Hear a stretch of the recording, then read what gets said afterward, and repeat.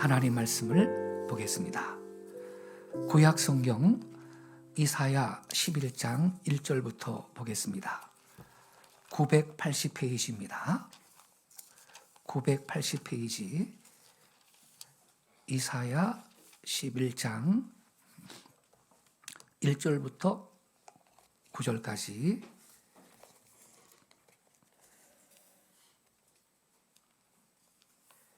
보겠습니다.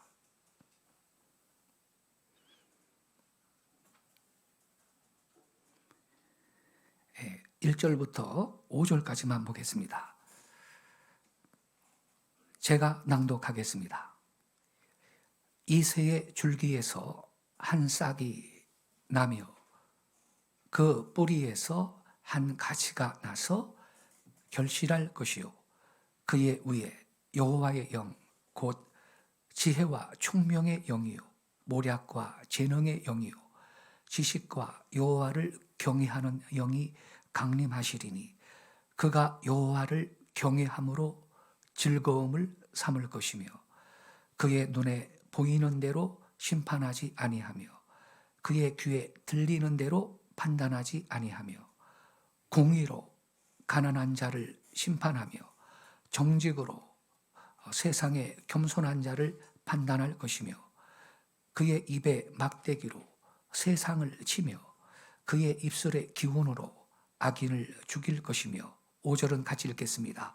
공의로 그의 허리띠를 삼으며 성실로 그의 몸의 띠를 삼으리라. 아멘. 오늘 아침 함께 읽은 이 본문 말씀을 중심으로 이사야의 메시아 예언, 이러한 제목 아래 말씀을 드리겠습니다. 이사야는 주전 750년경에 활동했던 선지자입니다. 이사야라는 이름은 여호와는 구원이시다, 이러한 뜻을 갖고 있습니다. 선지자 이사야는요, 구약의 선지자 중에서도 대선지자에 속하시는 분입니다. 뿐만 아니라 그는 대선지자 중에서도 가장 위대한 분이셨고 특별히 그는 장차 오실 메시아에 대해서 많이 말씀하고 있기 때문에 복음적인 선지자, 이렇게 부릅니다. 복음적인 선지자. 그래서 이 이사야서를 가리켜서 제5복음서 혹은 이사야 복음서, 이러한 별명으로 부릅니다. 제5복음서, 복음서는 마태복음, 마가복음, 누가복음, 요한복음, 사복음서가 있는데 이 이사야서는 이 오실 메시아에 대한 예언의 말씀이 많이 기록되어 있기 때문에 그래서 제5복음서다, 이러한 별명이 붙어 있는 것입니다. 지난주에 말씀을 드렸듯이 선지자 이사야는 20대 아주 젊은 나이에 부름을 받아서 하나님의 목적을 위하여 사역을 시작했던 분인데 히스기야 왕의 아들 므낫세 왕한테 톱으로 켜서 죽임을 당하는 그러한 순교를 했던 분입니다. 히브리서 11장 37절에 보면 혹은 톱으로 켜는 것과 이런 말씀이 나옵니다만 그게 바로 이사야 선지자를 가리키고 있다는 것에 학자들은 별로 이의가 없습니다. 우리가 이 위대한 하나님의 사람, 이 이사야의 예언을 생각할 때 잊어서는 안 될 것이 그분의 메시아 예언입니다. 그의 다른 모든 업적보다도 뛰어난 업적은 메시아에 대한 예언입니다. 장차 오실 그리스도, 이 구세주 메시아에 대해서는 구약 전체에 그 예언이 흐르고 있습니다. 가장 먼저 창세기 3장 15절, 인간이 범죄했을 때 하나님이 말씀하시죠. 여인의 후손이 뱀의 머리를 치고 뱀의 후손은 여인의 후손의 이 발꿈치를 문다 하는 그 예언. 장차 오실 그리스도 메시아에 대한 최초의 예언의 말씀입니다. 그래서 그것을 최초의 복음 혹은 원시 복음이라고 부릅니다. 이 최초의 복음에서부터 구약 성경 마지막 책 말라기에 이르기까지 구약 성경 전체가 장차 오실 이 그리스도에 대해서 예언하고 있는 것입니다. 혹은 직접적으로 예언하였고, 혹은 모형과 그림자를 통해서 말씀하기도 했고, 혹은 시가서를 통하여서, 혹은 사건을 통하여서 그렇게 예언을 했습니다. 그러나 여러분, 구약에 있는 모든 메시아 예언 가운데 으뜸이 된다 그럴까요? 근자탑이라고 할까요? 절정이라고 할 수 있는 것은 바로 선지자 이사야의 메시아 예언입니다. 이사야의 예언은요, 메시아의 어떤 한 부분만 말하고 있는 게 아니에요. 메시아의 전 일생을 다 말하고 있는 거예요. 크게 말해 볼 때 메시아의 처녀 탄생,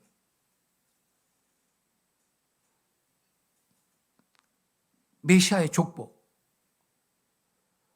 그 다음에 그의 생애를 말하고 있고, 또한 그분은 성령으로 기름 부음을 받는다는 사실을 말하고, 그의 성격과 그의 성력을 말했고, 또 그가 십자가에서 돌아가실 순환, 그것도 예언했고, 죽음과 부활까지 이사야가 미리 예언하고 있습니다. 그리스도의 전 생애를 이렇게 자세하게 말하고 있는 예가 없어요.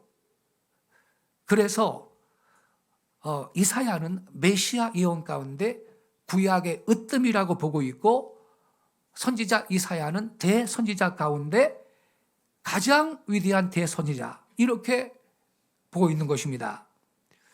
우리가 이제 곧 성탄절을 앞두고 그리스도의 오심을 대망하면서 이사야가 예언해 주고 있는 이 메시아가 어떤 분이었느냐 하는 점을 오늘 아침에 함께 상고해 보도록 하겠습니다. 첫째, 예수님의 처녀 탄생에 대한 예언입니다. 예수님은요, 2000년 전에 처녀 마리아의 몸에서 성령으로 잉태되어 탄생하셨죠. 그런데 이사야가 미리 그걸 예언했습니다. 이사야 7장 14절을 한번 보겠습니다. 자막이 뜰 겁니다. 같이 읽겠습니다. 시작. 그러므로 주께서 친히 징조를 너희에게 주실 것이라. 보라, 처녀가 잉태하여 아들을 낳을 것이요 그의 이름을 임마누엘이라 하리라. 여기 보세요. 처녀가 잉태해서 아들을 낳을 거라고, 이게 표적이라고, 이 징조가 표적이라는 말이거든요. 그의 이름을 임마누엘이라 할 거라고 예수님이 탄생하시기 750년 전에 활동했던 선지자가 이렇게 미리 예언을 했습니다. 근데 여러분,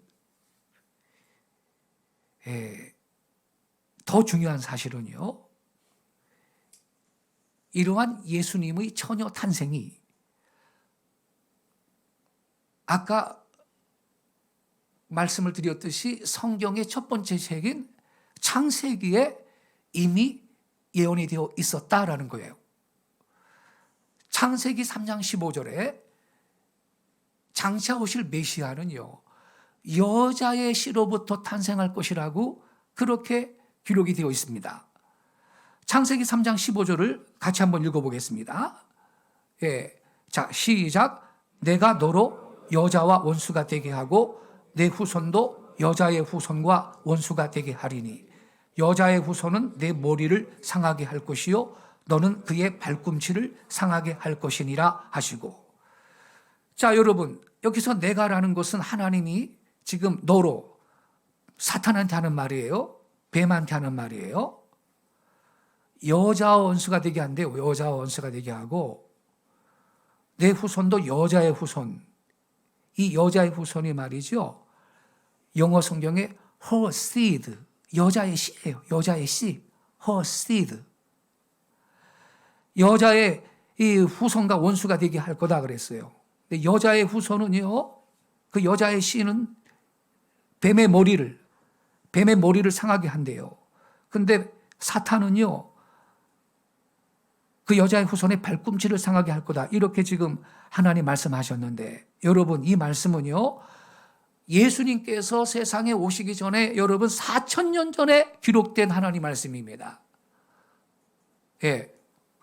창세기, 출애굽기, 레위기, 민수기, 신명기, 이 모세 오경이라 그러는데 모세가 기록한 거거든요. 그러니까 4,000년 전에 기록된 하나님 말씀인데 여기에 여자의 씨 누구죠? 장차 오실 메시아 그리스도를 가리키는 거거든요. 여러분, 이 세상에 단 한 사람도 남자 없이 태어난 사람은 없어요. 그죠? 남자 없이 태어난 사람 누가 있어요? 근데 메시아 예수님은 동정녀 마리아의 몸에 성령으로 잉태되어 태어나셨기 때문에 여자의 씨라고 말씀하고 있는 거예요. 그래서 갈라디아 4장 4절에 보면 이렇게 기록되어 있습니다. 때가 참에 하나님이 그 아들을 보내사 누구에게서 나게 하시고 그랬나요? 여자에게서 나게 하시고 그래. 여자에게서 나게 하시고 율법 아래 나게 하신 것은. 근데 여러분, 이 지금 창세기 3장 15절 내가 너로 여자와 원수가 되게 하고 내 후손도 여자의 후손과 원수가 되게 한다. 이 말씀은 하나님 말씀을 어떤 선지자가 받아가지고 대언한 게 아니거든요. 하나님께서 친히 하신 말씀이다 이 말이에요. 무슨 의미입니까? 그만큼 메시아의 처녀 탄생이 중요한 것이다. 이걸 우리한테 가르쳐주고 있는 것입니다. 근데 여러분, 여기 말이죠. 이 창세기 3장 15절 말입니다. 창세기 3장 15절 저 구절이 아까 별명이 뭐라 그랬죠? 원시복음이다 그랬어요. 원시복음. 여러분, 왜냐하면요, 이 창세기 3장 15절에 예수님의 처녀 탄생이 예언되어 있는 거예요. 여자의 씨라 그랬으니까. 장차 오실 메시아는 여자의 후손이라 그랬으니까. 그러니까 메시아 예수님의 처녀 탄생이 벌써 여기 예언되어 있는 거죠. 그런데 그 여자의 후손과 이 뱀은 원수가 되는데 말이죠. 여자의 후손이 뱀의 머리를 상하게 한대요. 근데 뱀은 그 여자의 후손의 발꿈치를 상하게 한대. 여러분, 이것은 뭡니까? 예수님이요, 십자가에 달려 돌아가실 때 양손에 두 발에 대못 박혔잖아요. 그런데요, 최근의 연구 결과에 의하면요, 우리가 보통 그림을 보면 예수님이 십자가에 이렇게 못 박혀 계시는데 양손에 못 박히고 발은요 이렇게 겹쳐가지고 발등에다가 대못 하나를 박은 것으로 그려져 있잖아요. 그게 아니라는 거예요. 십자가 나무가 이렇게 있으면요, 가로 세로 나무가 있으면 예수님의 발이 말이죠, 이쪽에 양쪽으로 이렇게 발을 놨다는 건데, 별명을 이해를 돕기 위해서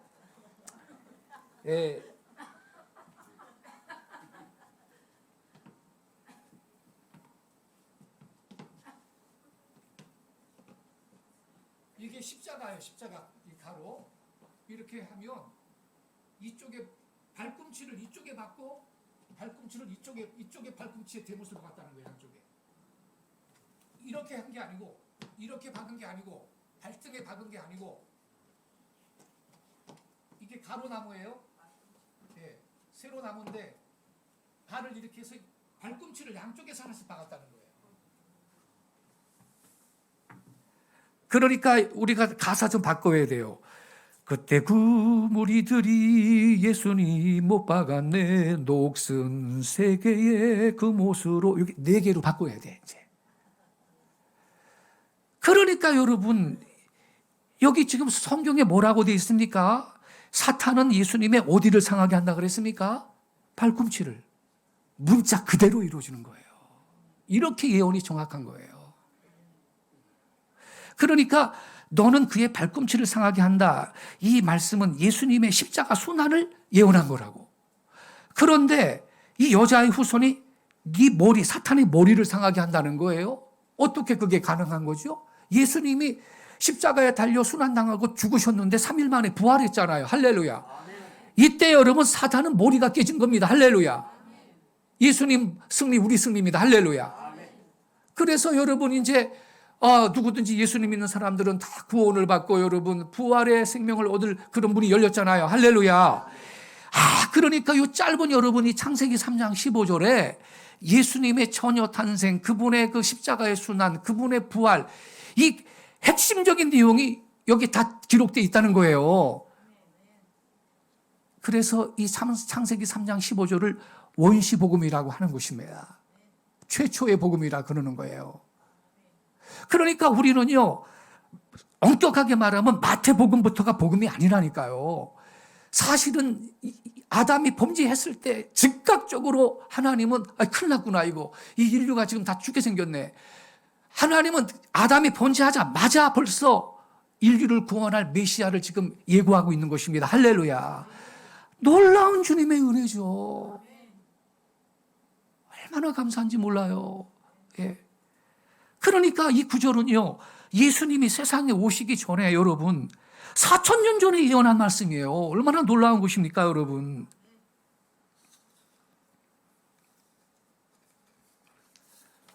그런데요,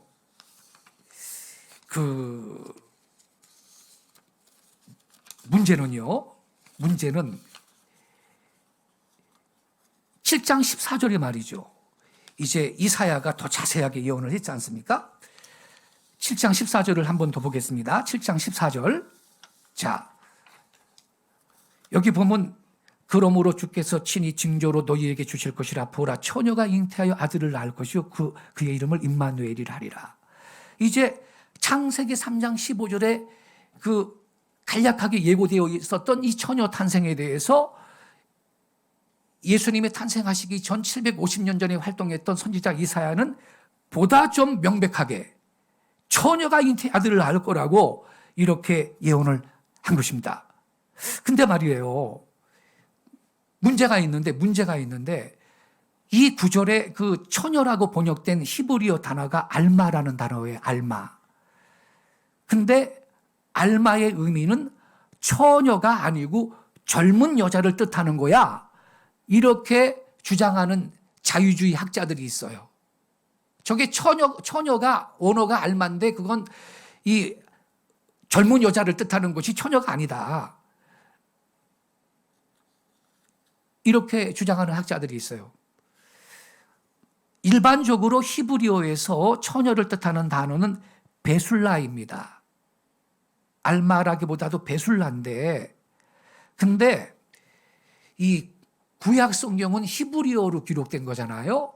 그런데 1세기경에 히브리어로 기록된 구약 성경을 헬라어로 70인의 학자들이 번역한 성경이 있어요. 헬라어로. 그걸 70인역 성경이라고 하는데, 그런데 그 70인역 성경은 이 알마라는 이 단어를요, 처녀라는 뜻의 파르테노스로 번역을 해놨거든요.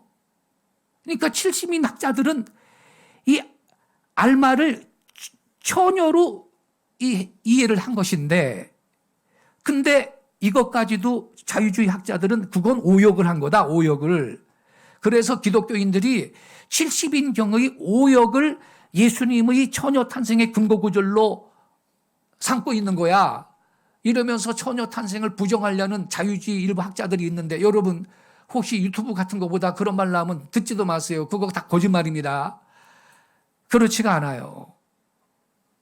처녀의 원어 알마는요, 결혼하지 않은 젊은 처녀를 말하는 거예요. 결혼하지 않은 젊은 여자를 뜻한다니까요, 여러분. 이거는요, 구약 성경의 용법과 신약 성경의 적용에서 분명히 증명이 되는데, 시간이 뭐 많지만 시간상 그거 다 설명할 수가 없고 두 가지 사례만 좀 말씀드릴게요. 창세기 24장 43절을 한번 보겠습니다. 창세기 자막이 나죠? 여기 보면요, 이 아브라함의 종 엘리에셀이 하는 말인데, 내가 이 우물 곁에 서 있다가 누가 물을 길러 오거든 그랬습니까? 젊은 여자가 물을 기르러 오거든 내가 그에게 청하기를 너는 물동이에 물을 내게 주고 마시게 하라 하여, 이런 말씀이 있어요. 여기 젊은 여자라는 말이 있죠. 이게 히브리어 원어로 알마라는 단어예요. 알마. 그런데 이 단어가요, 여러분, 그 앞에 16절에서는 처녀라는 말, 베술라, 처녀가 히브리어로 베술라라 그랬잖아요. 이 처녀라는 말하고 동의어로 16절에서 사용되고 있다 이 말입니다. 창세기 24장 16절을 좀 보세요. 저기 나왔죠? 그 소녀는 보기에 심히 아리따고 지금까지 남자가 가까이 하지 아니한 처녀더라, 이렇게 돼 있죠. 그가 우물로 내려가서 물을 그 물동이에 채워가지고 올라오는지라. 이 처녀가 바로 43절에, 조금 아까 읽은 43절에 나오는 그 젊은 여자라고요. 그러니까 여러분, 이게 동의어로 사용되고 있는 거예요. 이 젊은 여자라는 이 알마라는 단어가 처녀라는 그 단어 뜻하고 동의어로 쓰임받고 있는 거예요. 하나만 더 보겠습니다. 출애굽기 2장에도요, 알마가 처녀를 가리키는 데 사용된 용례가 있어요. 출애굽기 2장 8절인데요. 여기 보세요. 바로의 딸이 그에게 이르되 가라 하매 그 소녀가 가서 그 아기의 어머니를 불러오니. 이 소녀가 누구예요? 모세의 누이 미리암이잖아요. 그래가지고 바로 공주한테 그 어머니를, 생모를 모시고 가서 유모로 일하게 하지 않습니까? 그럼 미리암이 처녀였잖아요, 여러분. 그러니까 근데 여기 이 소녀가 히브리어에는 알마라는 단어거든. 그러니까 여러분, 히브리어 알마라는 단어는 그냥 젊은 여자가 아니고 결혼하지 않은 젊은 여인을 의미하는 거예요. 그래서 여러분, 선지자 이사야는요, 분명히 처녀가 잉태할 것이다, 이렇게 예언하고 있는 것입니다. 그의 예언은 창세기 3장 15절의 그 원시복음, 여자의 후손에 대한 그 예언을 구체적으로 선지자 이사야가 다시 예언을 했다 이 말입니다.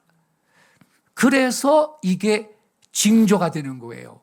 표적이 되는 거예요. 생각해 보세요. 단순히 젊은 여자가 잉태해서 아이를 출산한다면 그게 뭔 표적이 되겠어요, 여러분. 일상적인 현상인데. 그잖아요, 여러분. 그래서 우리 14절을 다시 한번 봅시다. 징조라고 분명히 써 있어요. 7장 14절 한번 보여주세요, 다시. 7장 14절. 예. 그러므로 주께서 친히 뭐를 너희에게 주실 거라 그랬습니까? 징조를 너희에게 주실 것이다. 이게 표적이라는 말로 번역될 수 있거든요.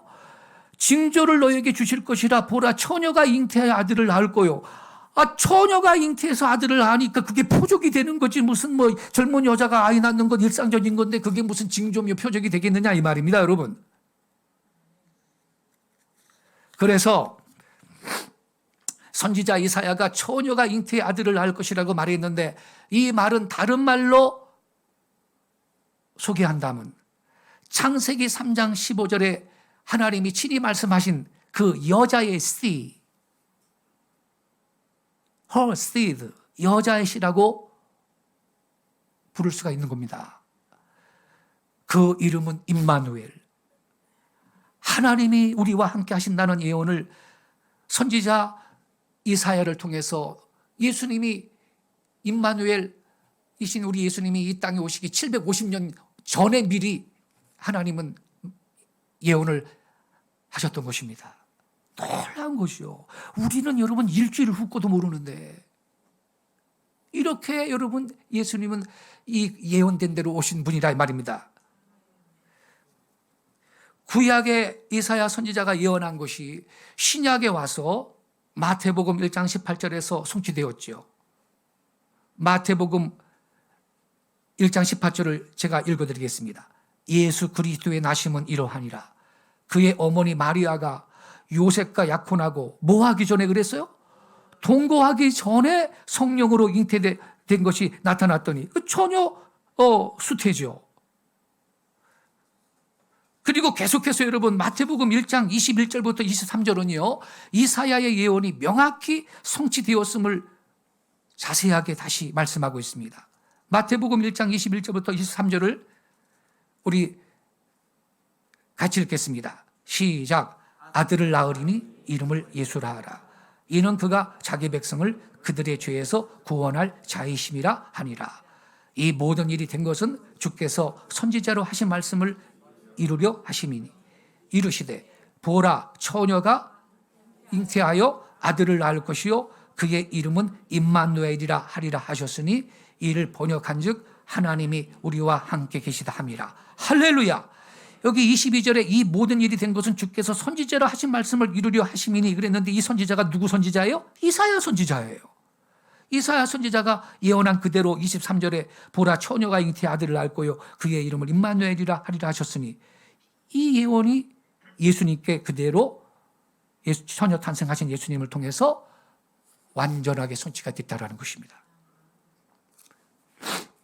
그래서 여러분 창세기 3장 15절 원시복음 거기에서 하나님이 친히 예언하신 말씀이요 주전 750년경 구약의 대선지자 이사야를 통해서 보다 구체적으로 예언이 되어서요. 이러한 것을 가리켜서 계시의 점진성이라고 합니다. 계시의 점진성, Progressive Revelation. 이 계시의 점진성이란 뭐냐? 후대에 쓰여진 성경의 부분들이 앞서 기록된 것보다 더 풍부한 계시를 포함하고 있다라는 개념을 가리킵니다. 처음에는 좀 모호해요. 그 모호했던 부분들이 뒤에서 잘 드러나요. 즉 진리가 풍성하게 계시됩니다. 이러한 신적 계시의 점진적인 특성을 신학적인 용어로 계시의 점진성이라고 하는 겁니다.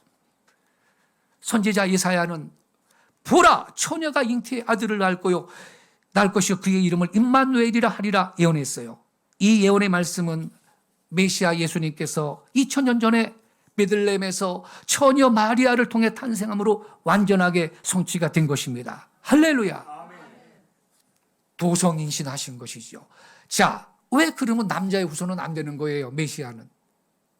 여러분, 하나님이 아담을 만드셨는데 그 아담은 인류의 법적 대표예요. 인류의 법적 대표로서 아담과 하나님이 언약을 체결하는 거예요. 그걸 행위 언약이라 그래요. 하나님이 아담한테 뭐라 그랬어요? 아담아, 이 동산에 있는 모든 나무의 실과는 네가 마음대로 먹어도 돼. 근데 중앙에 있는 나무, 선악을 알게 하는 나무의 그 실과는 절대 먹으면 안 돼. 먹는 날에는 정령 죽으리라 그랬거든요. 네, 그랬어요. 이게 행위 언약이라고 합니다. 여러분, 우리 하나님이 얼마나 사랑이 많으세요? 아담아, 이 동산에 말이야 100그루 과일나무가 있는데 98그루는 다 선악과다. 그거 먹으면 죽는다. 너 딱 2그루만 먹고 2그루 실과만 먹고 살아라 그러면 범죄할 확률이 많잖아요. 그런데 우리 하나님이 그 많은 에덴 동산에 수많은 실과나무 그거 다 먹으라 그러고 그거 중앙에 있는 거 하나만 먹지 말라 그랬으니 얼마나 우리 하나님이 좋으신 하나님입니까? 여러분 할렐루야. 예? 근데 그것까지 따먹어요 그래? 그것도 뱀의 말을 듣고 뱀이 뭐라 그랬어요? 저거 먹으면 너희 눈이 밝아져가지고 하나님과 동급이 될까봐 하나님이 못 먹게 한 거야. 그 말을 듣고 말이죠. 그걸 따먹었으니 말입니다. 이거 여러분 벌 받아야 되잖아요. 정령 죽으리라 그래가지고 인류에게 사망이 온 거예요. 원래 인간은요 불사의 존재로 하나님이 창조하신 것이지 지금처럼 무슨 죽을 수밖에 없는 존재로 창조하셨던 게 아니에요.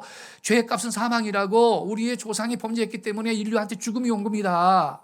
그런데 그래서 하나님이 아까 즉각 여자의 씨를 예언하잖아요. 큰일 났구나. 인류를 구원해야 되겠다.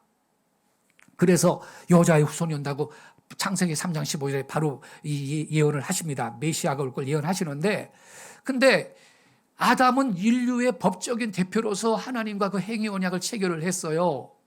그래서 여러분 남자의 씨, 여자의 헐시드, 여자의 씨가 아니고 남자의 씨는요. 남자의 씨를 통해서 탄생하는 모든 사람들은요. 다 죄인이에요. 자체 죄인. 우리나라 대통령하고 미국 대통령하고 조약을 체결하고 공포를 딱 하는 순간 양국 국민은 그 효과 아래 다 들어가게 돼 있는 그 지배 아래 들어가는 거예요. 그죠? 그래서 아담이 인류의 법적인 대표로서 행위 언약을 체결했기 때문에 아담이 범죄했잖아요. 먹는 날엔 정령 죽으리라. 그래가지고 모든 인류는요 죄 아래 팔리게 된 거예요. 그래서 여러분 사람이 아담의 후손은 태어날 때부터 다 원죄가 있어요. 사람은요 원죄가 있기 때문에 자라면서 자연스럽게 자범죄라는 열매를 맺습니다. 예. 뭐 죄를 안 가르쳐 줘도. 그래서 다윗은 시편 51편에 내 모친이 죄악 중에 나를 잉태하였으며 이렇게 고백합니다. 내가 죄악 중에 태어났다고 말합니다. 그래서 여러분 남자의 후손은요 남자의 씨를 통해서 태어난 모든 인류는요 자기가 자기 죄 때문에 죽어야 되는데 뭐 남의 죄를 대속해서 죽을 인간이 아무도 없어요. 그래서 메시아는 여자의 씨, 남자의 씨와 관계없이 성령으로 초자연적으로 잉태되어서 처녀 마리아를 통해서 메시아가 이 땅에 탄생한 걸 여러분 깨닫기 바랍니다. 그걸 도성인신하셨다 그러죠. 이것이 여러분 그래서 성탄절이고 우리가 기쁘다고 주셨네 외치는 것입니다. 성탄절날. 예. 가장 만 백성에게 미칠 큰 기쁨이 좋은 소식이 성탄절인 것입니다. 여러분. 예. 세상 사람들은 무슨 뭐 의미를 모르고 그냥 뭐 해피 홀리데이 그러면서 말이죠. 술이나 마시고 놀고 그럴지라도 우리들은 이 날을 뜻깊게 여러분 지켜야 될 줄로 믿습니다. 예. 저 바깥에 저녁에 되면요 이 안개등이 소나무에 아주 아름답게 덮여 있는데 말이죠. 그거 돈 들여서 왜 합니까? 아니 교회가 그 정도도 안 하면 성탄절날 말이죠. 무슨 세상 사람들은 뭐 백화점에 다 걸어놓고 그러는데 교회가 아무것도 안 하면 우리가 그거 안 되는 거거든요. 네. 얼마나 여러분 감사한지 몰라요. 그래서 여러분 예수님은요 돌발적으로 이 세상에 오신 분이 아니라는 거예요. 어쩌다가 예수님이 돌발적으로 세상에 탄생한 분이 아니고 그분은 성경에 예언된 그대로 우리를 구원하기 위해 오신 메시아 구세주인 걸 여러분 믿으시기 바랍니다.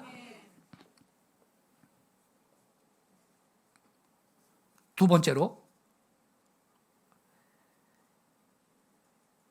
선지자 이사야는요 처녀 탄생뿐만 아니라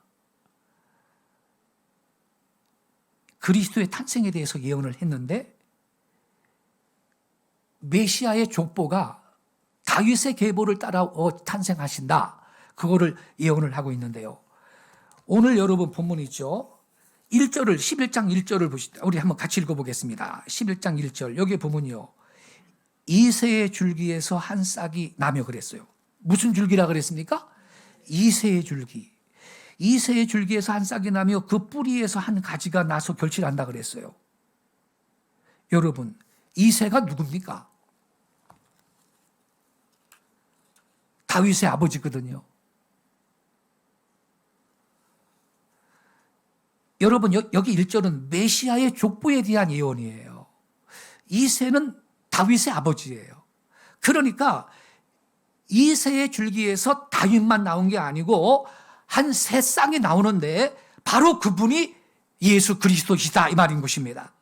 다시 말씀해서 이새의 족보, 다윗의 족보에서 예수님께서 오실 그 사실을 미리 명백하게 예언을 한 것입니다.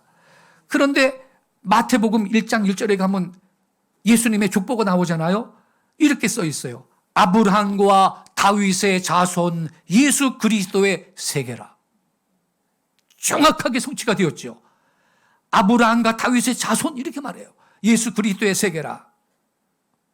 그래서 여기 여러분 여기 11장 1절은요. 언젠가 오실 그 메시아는 다윗의 후손이다라는 걸 예고한 거고 실제로 여러분 예수님은 다윗의 후손으로서 세상에 탄생하셨거든요. 그래서 예수님이 성경에 예언한 그 메시아임을 입증을 하고 있는 것입니다. 할렐루야. 예수님이 메시아라는 사실을 어떻게 알 수 있느냐? 족보를 봐서 확인한다 이 말이죠. 분명히 여기 이 구절뿐만 아니라 구약의 많은 곳에서 장차 오실 메시아는 다윗의 후손으로 온다고 그렇게 예고가 되어 있는데, 그래서 우리는 족보를 보아서 예수님이 그 메시아라는 사실을 확인할 수가 있는 것입니다.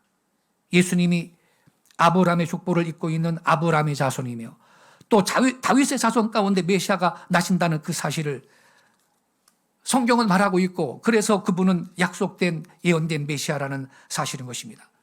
그래서 다시 말씀드리면 여러분, 우리 예수님께서 세상에 오신 것은 결코 우연히 오신 게 아니에요. 돌발적인 사건도 아니에요. 어떤 사람이 이렇게 위대하게 만들어줘서 위대하게 된 것도 아니에요. 역사를 볼 때 그런 사람들이 가끔 있죠. 실제로 위대한 분도 있고 그 다음에 그 주위에 사람들이 꾸며가지고 위대하게 만들어준 그런 사람도 많이 있습니다. 실제로는 그런 인물이 아닌데도 그 사람의 덕을 보기 위해서 미화시킨 경우도 많이 있습니다. 예수님은 그런 분이 아닌 것입니다. 예수님은 구약에 예언된 그대로 우리를 구원하시기 위해서 이 세상에 오신 하나님이신 것입니다.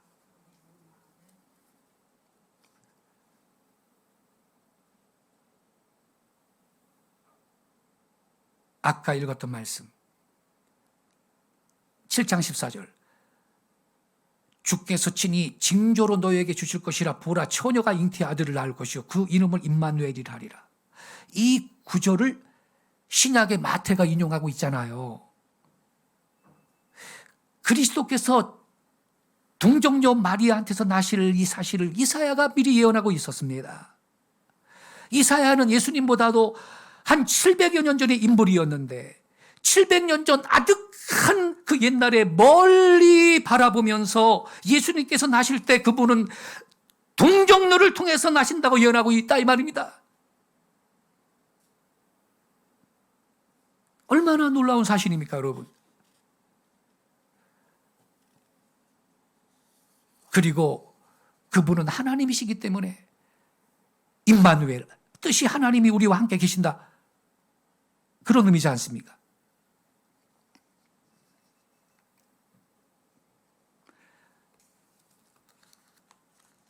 이사야가 여러분 아까 이렇게 메시아에 대한 예언을 많이 했기 때문에 복음적인 선지자다, 그래서 이사야서는 제4복음서다 이런 별명이 있다 그랬는데, 너무 많이 있지만 한 구절만 더 보죠. 자막을 지금 띄울 수 있나 모르겠는데, 없으면 성경을 직접 봐주세요. 9장 6절을 한번 보시기 바랍니다. 9장 6절, 이사야 9장 6절입니다. 이사야 9장 6절이요. 7절까지 보겠습니다. 자, 이것도요, 예수님에 대한 아주 명확한 예언이죠. 찾으셨죠? 자, 9장 6절 7절 같이 읽겠습니다. 시작. 이는 한 아기가 우리에게 낳고 한 아들을 우리에게 주신 바 되었는데 그의 어깨에는 정사를 메었고 그의 이름은 기묘자라 모사라 전능하신 하나님이라 영존하시는 아버지라 평강의 왕이라 할 것임이라. 그 정사와 평강의 더함이 무궁하며 또 다윗의 왕자와 그의 나라에 군림하여 그 나라를 굳게 세우고 지금 이후로 영원히 정의와 공의로 그것을 보존하실 것이라. 만군의 여호와의 열심히 이를 이루시리라. 할렐루야. 여러분, 여기 6절에 이사야가 뭐라고 예언해요? 한 아기가 우리에게 낳대. 한 아들을 우리에게 주신 바 되었는데 그분의 어깨에는 정사를 메었고 그의 이름은 기묘자고 모사고 근데 그냥 인간이 아니네. 전능하신 누구라 그랬나요? 하나님이래. 이 아기가 전능하신 하나님이라. 그리고 영존하신 아버지래요. 그러니까 성삼위 하나님의 한 위격으로 이 성부 하나님과 그 영광과 권위가 동등하다 이 말이죠. 영존하신 아버지라 평강의 왕이라 할 것임이라. 근데 여기도 다윗의 후손에서 탄생한다고 이 메시아 아기 예수 마귀는요, 다윗의 후손으로 온다고 예언되어 있잖아요. 7절을 보세요. 그 정사와 평강에 더함이 무궁하며 누구의 왕자라 그랬어요? 다윗의 왕자와 그의 나라에 군림하여. 그러니까 여러분, 유대인들은요, 이 예언들을 통해 가지고 언젠가 오실 메시아는 분명히 다윗의 후손이다. 그래서 여러분, 신약 시대에도 말이죠, 소경이 다윗의 자손 예수요, 나 보고 싶어요, 나 좀 살려주세요, 이렇게 외치는데, 그거는 여러분 간단한, 그냥 단순한 말이 아니에요. 당신은 메시아입니다, 나 좀 살려주세요, 이런 뜻이 그게 있는 거예요. 예수님을 향해서 다윗의 자손 예수요 이렇게 불렀을 때는 당신이 구약에 예언된 메시아 아닙니까? 이런 의미를 이미 내포하고 있는 거예요. 그러한 신앙 고백으로서 내 눈 좀 뜨게 해달라고 그 소경이 외쳤던 거예요. 그러니 여러분이 하나님가 우리에게 낳고 이분이 처녀 마리아를 통해 탄생하신 예수님이신 것입니다.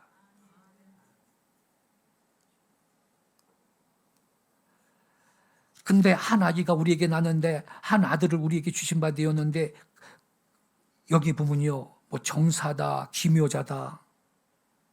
그 아들의 이름이 뭐냐? 기묘자다 그랬습니다. 예수님은 기묘하신 분입니다.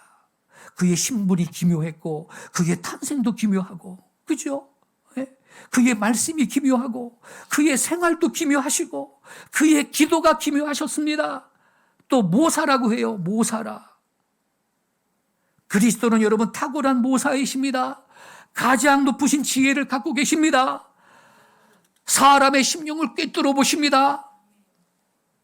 우리가 그리스도로 말미암아 땅 위에서 최고의 지혜를 가질 수가 있게 되는 것입니다.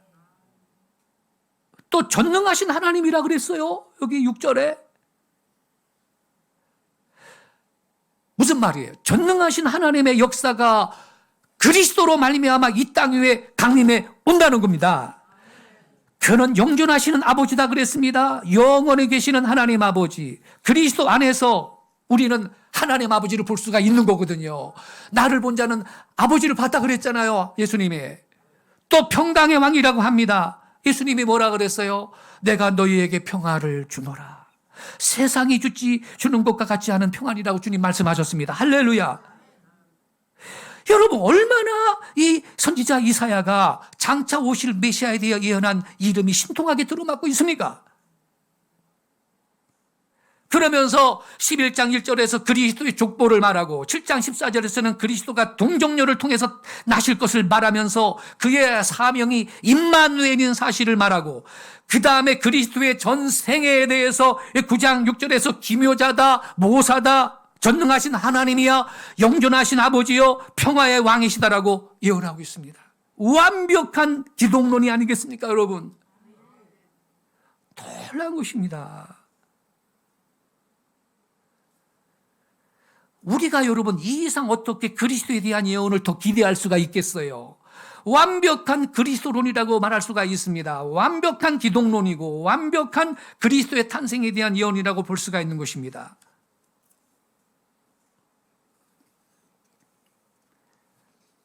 그래서 성도 여러분, 우리는요, 이야, 이 성탄절이 이게 보통 날이 아닌 것입니다, 여러분. 할렐루야. 예. 마음 백성의 이 전할 기쁨의 큰 소식이 예수님 탄생한 이 날인 것입니다, 여러분. 그래서 이 역사는요, 영어로 히스토리라고 하잖아요. 히스토리. 히즈 플러스 스토리예요. 역사는 그분의 이야기입니다. 그분이 예수님인 걸 믿으시기 바랍니다. 그래서 역사는 BC와 AD로 나누는 겁니다. BC, Before Christ, AD, After Divine. 예수님은 역사의 중심이다 이 말인 것입니다. 할렐루야. 그러니 이 진리를 모르고 죄 가운데 살다 지옥 가는 영혼들이 불쌍하죠. 우리는요, 사명을 갖고 여러분, 우리는 성탄절을 대방하면서 이 기쁜 의미를 묵상하고, 그리고 만 백성에게 맺힐 이 큰 기쁨의 좋은 소식을 성탄절 중심으로 언제든지 전할 수 있는 이 구원의 확신 가운데 기쁨으로 주님의 길을 따르는 그러한 충실한 예수님의 제자들이 다 되시기를 주 예수님의 이름으로 축원합니다. 기도하겠습니다.